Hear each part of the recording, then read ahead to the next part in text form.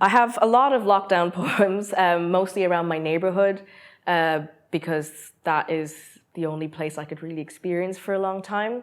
So I moved to Dublin 8 about a year ago, and during one of those many walks around the neighborhood, I wrote this poem to, I guess, capture a peaceful moment walking through the streets and getting used to this unfamiliar feeling of being part of a neighborhood.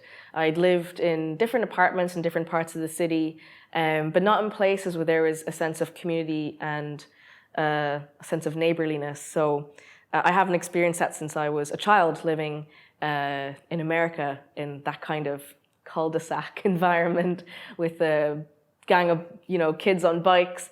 So this is a poem I wrote just to paint a portrait of the area on a specific evening, and it's called Oscar Square Birthday Party.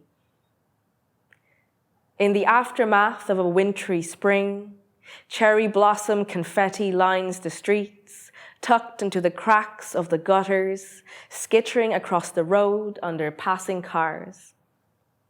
The children have gone home. The streets have a cutlery clink dinnertime hush, with air that smells like spuds on a roasting tray. I breathe in the burn and the cook of it.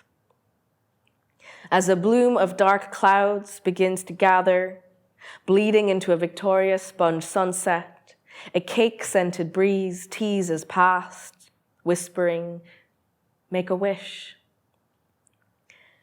This poem, because I tend to just write things as Word documents, I didn't have sort of note versions of it written, but for the UCD archive, I did want to create a little written version of it, and I loved the idea of it being on a map. So I actually found a very old map of Dublin that I have just in my shelf, and I found the sheet that has Oscar Square right on it.